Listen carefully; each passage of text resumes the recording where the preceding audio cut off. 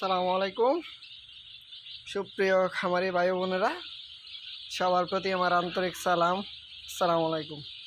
এই যে আমাদের 2 দিন বয়সী এক গ্রেড বাচ্চা, মাশাআল্লাহ দিলে আমি এখন খাবার দিয়েছি। দেখেন, মানে একদম পাগল হয়ে আছে খাবারের জন্য।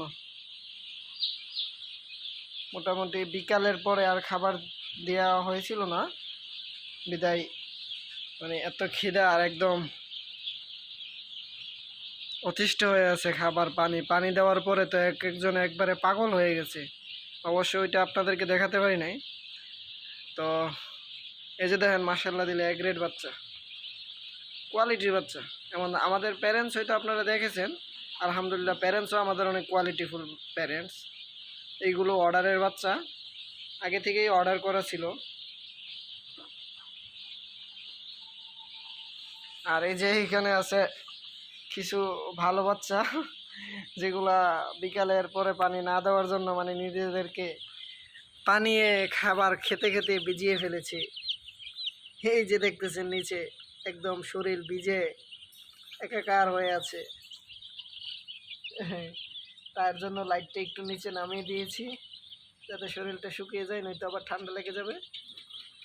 আর এইখানে আছে কিছু বাচ্চা, তো এগুলারে গতকালকে রানীক্ষেত ভ্যাকসিন করা হয়েছে। হয়তো এগুলার বাচ্চাগুলোর কিছু ঠান্ডা আছে, তার জন্য আজকে থেকে ঠান্ডার মেডিসিন আমরা দিতেছি। তো বাচ্চা, তার কারণে হাই কোনো অ্যান্টিবায়োটিক দেই নাই।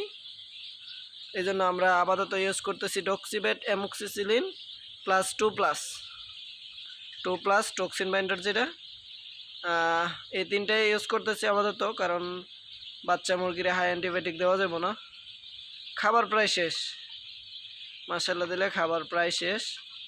তো সবাই আমাদের জন্য দোয়া করবেন, আমরা যাতে আল্লাহর রহমতে ভালো একটু কিছু করতে পারি।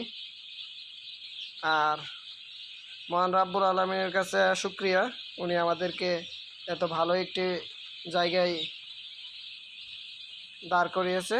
তো সবার প্রতি আমার আবারও সালাম, আসসালামু আলাইকুম।